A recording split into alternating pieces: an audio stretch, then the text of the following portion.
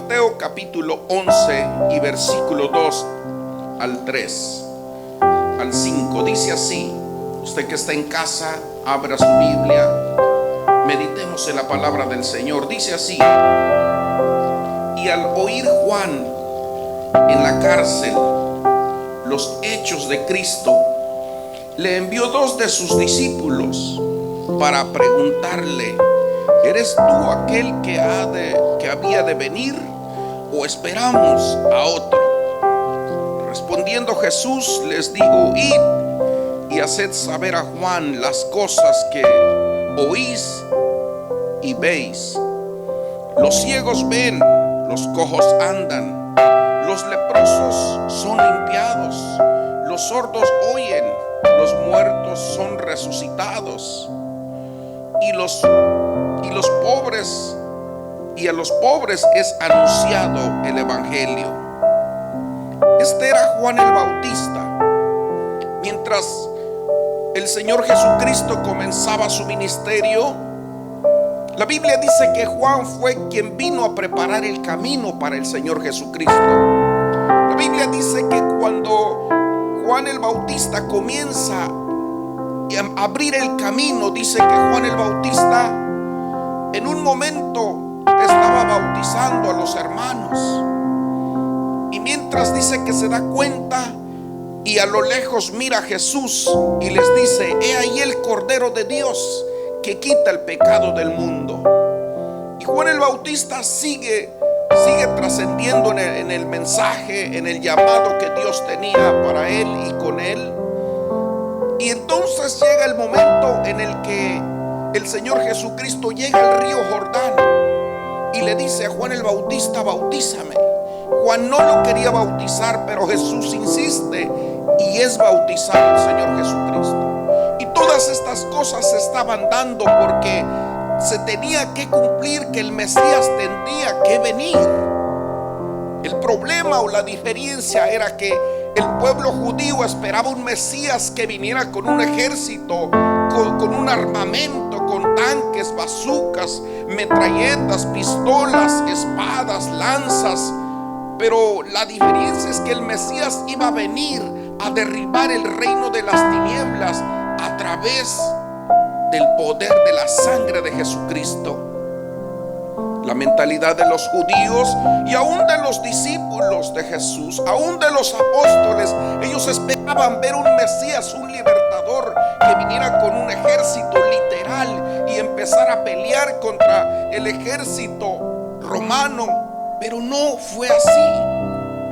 Entonces, mientras el Señor Jesucristo comienza su ministerio y comienza su llamado, Él entonces empieza a hacer milagros y señales. La Biblia dice que cuando Jesús comienza entonces a ministrar, dice que una mujer, una viuda de Naín, llevaba a su hijo a enterrar muerto.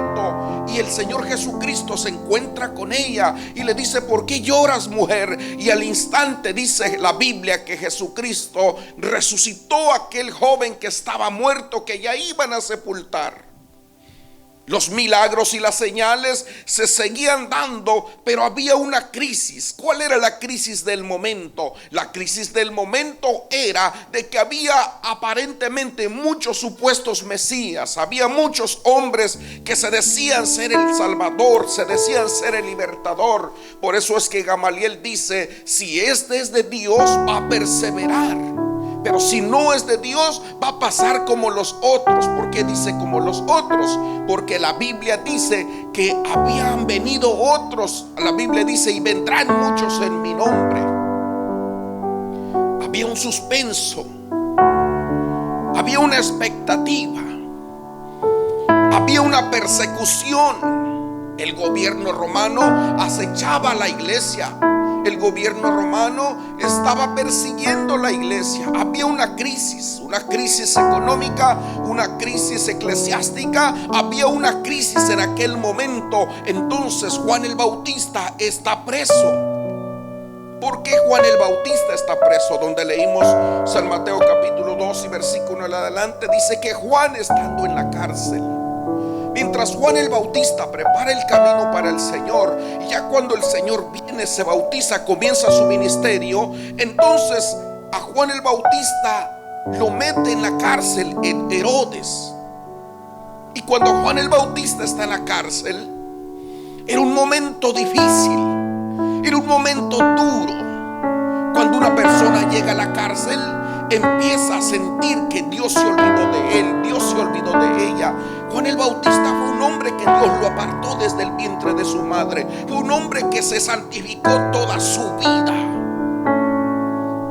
En los tiempos antiguos, para que cuando Dios elegía a un hombre o a una mujer, cuando Dios los elegía, los apartaba desde el vientre de su madre. Eran hombres y mujeres que eran apartados, guardados, no se contaminaban, no se acercaban a un muerto, no comían cosas inmundas. Eran personas que se les llamaban nazareos, no se cortaban el pelo, no hacían ciertas cosas que los demás hacían. Eran hombres y mujeres con un llamado específico que Dios los había apartado. Y quiero decirte, tú que me estás viendo ahora mismo, Dios te apartó, Dios te llamó, Dios te escogió. Dios tiene un propósito con tu vida, Dios tiene un llamado con tu vida. No importa el proceso que estás pasando, Dios tiene un propósito que va a cumplir en tu vida.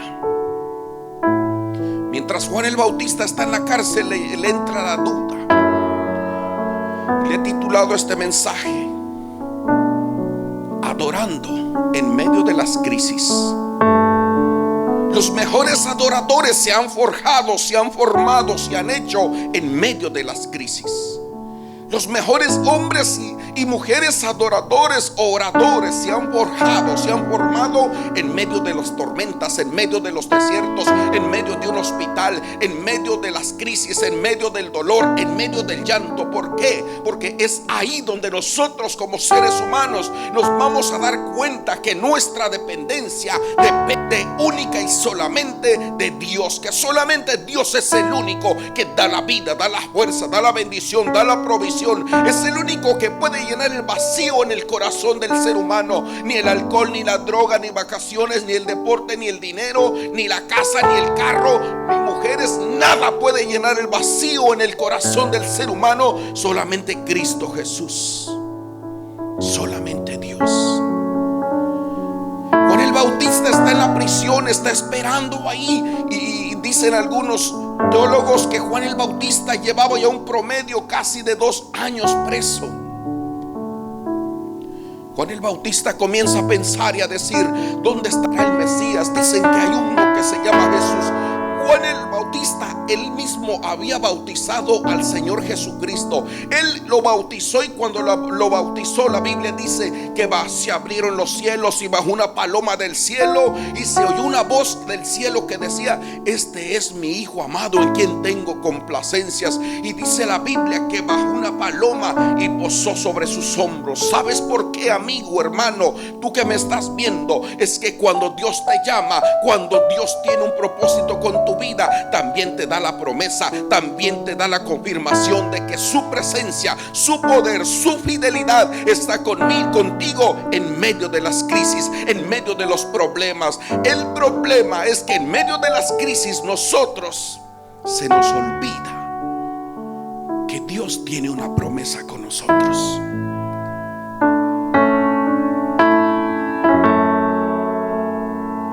¿Por qué Juan el Bautista manda a sus discípulos? La Biblia dice que Juan le dice a sus discípulos: ve y pregúntale si él es el Mesías o ha de venir otro, o ha de venir otro. Hay muchos así en medio de estas crisis que estamos atravesando. La Universidad de Johns Hopkins dice que estamos sobrepasando los 150,000 muertos. Estamos llegando a 5 millones de contagiados. Estamos viendo una crisis económica, una crisis moral, una crisis que está llegando sobre todas las naciones, sobre todo el mundo. Querido amigo, querido hermano, hoy hay un problema. La gente no duerme, la gente está estérica, está ansiosa, tiene ansiedad, tiene depresión, no saben qué hacer en medio de toda esta crisis. Pero quiero decirte que en medio de la crisis es donde Dios forma el mejor adorador o la mejor adoradora. En medio de la crisis es cuando tú y yo nos vamos a dar cuenta que en Cristo Jesús hay paz, que en Cristo Jesús hay fortaleza, que en Cristo Jesús hay poder, que en Cristo Jesús hay gozo, y que Él es la esperanza de mi vida, y que Él es el motivo de mi vida y el motivo de mi adoración. Adorando en medio de las crisis no es fácil, porque en medio de la crisis es donde el enemigo te va a susurrar al oído y te va a empezar a hablar al oído cosas negativas, cosas y frases como: Dios se olvidó de ti, Dios no está contigo, Dios no es poderoso. Si Dios es amor, ¿por qué pasa lo que pasa? Si Dios está contigo, ¿por qué estás como estás? Si Dios es bueno, ¿por qué pasa lo que pasa? Alguien dijo apenas en estos días estas frases: si Dios es tan bueno, dijo este niño, ¿por qué Dios me quita a mi mamá? ¿Por qué Dios me quita a mi abuelito? ¿Por qué Dios me quita a mi tío? Él dijo: hace años me quitó a mi mamá, hace algunos años me quitó a mi abuelito, hace 2 semanas me quitó a mi tío, ahora me va a quitar a mi papá. Y decía este niño, o sea, ¿por qué Dios hace estas cosas? Y la realidad, queridos amigos y hermanos, es que Dios no manda las cosas malas o los problemas a tu vida, sino que es el resultado de la ausencia del corazón de Dios en el corazón de los seres humanos. Y aparte también hay propósitos que Dios quiere glorificar su poder, y que Dios quiere glorificar su nombre en medio de las crisis, en medio de los problemas. La Biblia dice que a los que aman a Dios todas las cosas les ayudan para bien. La Biblia dice, queridos hermanos, en el libro de San Juan capítulo 16 y versículo 32 dice: confiar en Dios. En el mundo tendréis aflicciones, pero confiar en Dios. Yo he vencido al mundo. Y la realidad que en medio de todas estas crisis hay un Dios que está conmigo en medio del llanto, en medio del dolor, en medio de la tristeza. Tú que me estás viendo a través de tu teléfono, a través de la pantalla, tú que me estás viendo en este momento, quiero decirte, tal vez has perdido el sentido de la adoración.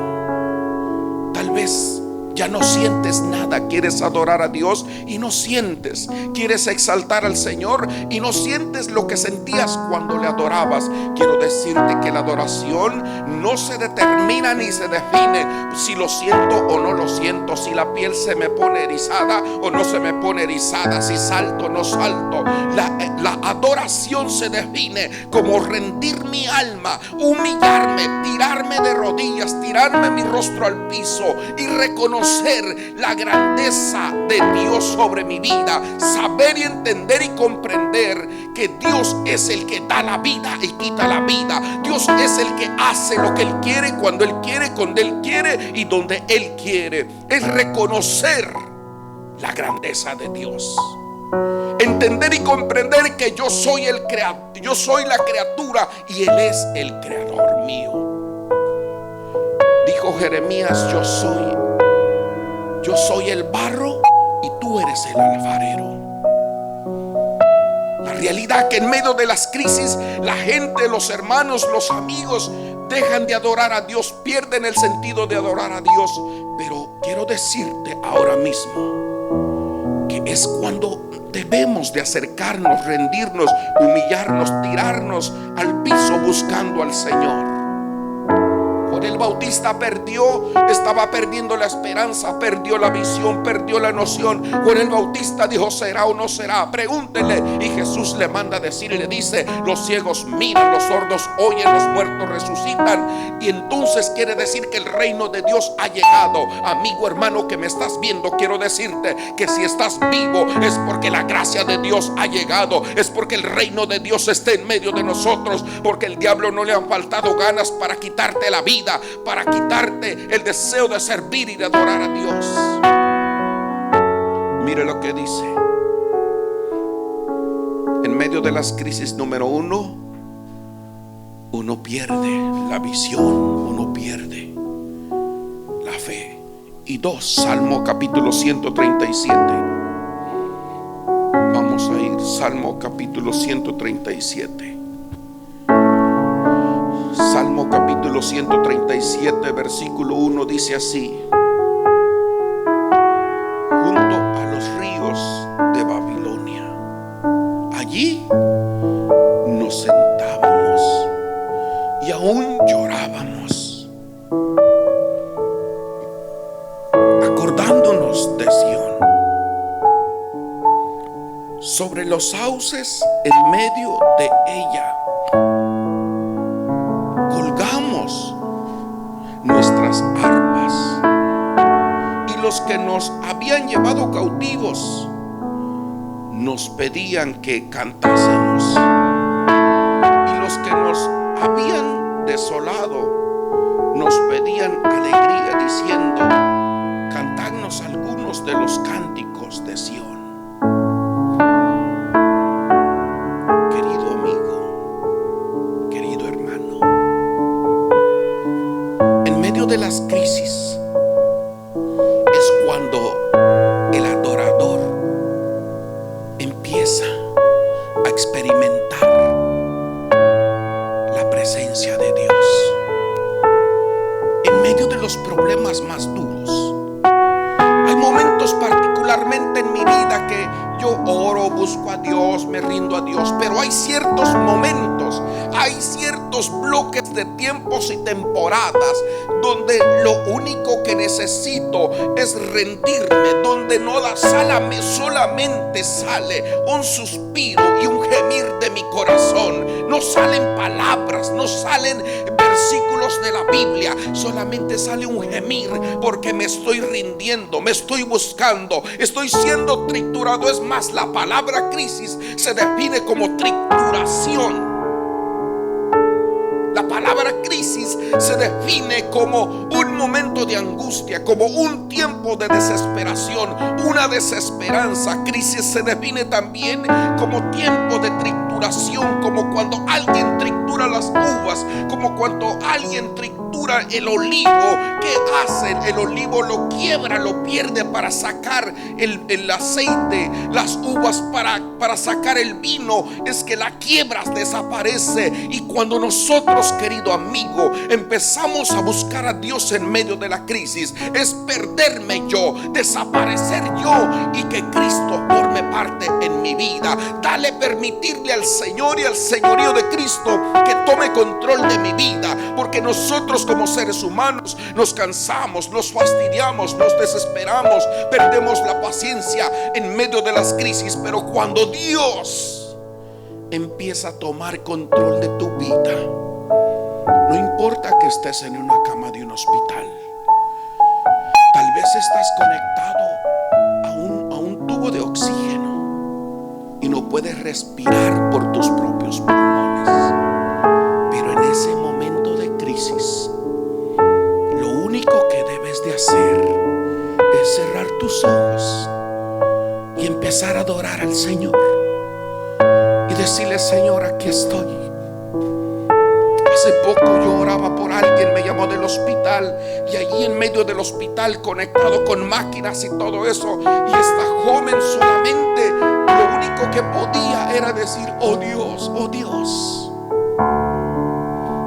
Y empecé a orar por esta joven. Empezamos a adorar a Dios, ella en el hospital y yo en mi casa por teléfono. Y la gloria de Dios empezó a descender y empezó a tocar a aquella joven y empezó a hablar en nuevas lenguas. Y el Espíritu de Dios empezó a tocar su vida. Y el doctor vino y dijo: ¿qué estás haciendo? Estoy adorando a Dios. No puedes exaltarte. No estoy exaltada, estoy en la presencia de Dios. Porque cuando tú adoras a Dios, en medio del hospital, en medio de la enfermedad. Tal vez te declararon cáncer, tal vez te declararon el virus del coronavirus, y tal vez estás asustado, asustada. Me voy a morir, no me voy a morir, no puedo respirar, y esto y lo otro. Solamente adora al Señor, porque en medio de las crisis es cuando vas a exaltar al Señor. Aquí los hermanos, los músicos, los levitas de la iglesia de Sión colgaron sus arpas. ¿Por qué colgaron sus arpas? Dice así en el versículo 30, capítulo Salmo 137:1: junto a los ríos de Babilonia, ahí nos sentábamos y aún llorábamos, acordándonos de Sión. Sobre los sauces y en medio de ella colgamos nuestras arpas. Y los que nos habían llevado cautivos nos pedían que cantásemos. Y los que nos habían asolado, o sea, los que los habían golpeado, los que los habían llevado, los guardias, los capataces, los que los cuidaban, les pedían alegría diciendo: cántanos algunos cánticos de Sión. ¿Por qué? Porque los paganos babilónicos le decían a los levitas: cántanos, alégranos, porque ellos oían que decían: cuando los levitas del Señor adoran a Dios, la presencia de Dios baja. Y esa presencia de Dios baja y toca tu vida y te da paz y te da fuerza y te cambia el llanto por la alegría y te cambia la tristeza por el gozo. Cuando los músicos cantan, viene una alegría. Ellos decían: viene una nube que se posaba sobre Sión, sobre el tabernáculo, y la presencia de Dios bajaba y sanaba a los enfermos, tocaba las vidas. Y cuando la presencia de Dios baja, cuando los músicos, cuando los levitas adoran a Dios, cosas grandes pasan. Entonces los paganos de Babilonia decían: cántanos, alégranos. Pero los levitas colgaron sus instrumentos, colgaron sus arpas y decían: ¿cómo vamos a adorar? ¿Cómo vamos a cantar? ¿Cómo vamos a exaltar a Dios si estamos como extranjeros? Nos tienen cautivos como esclavos aquí en Babilonia. ¿Cómo vamos a adorar al Señor? Ellos colgaron sus arpas, porque en medio de las crisis, querido amigo, querido hermano, no es fácil adorar a Dios. En medio de las crisis no es fácil adorar al Señor.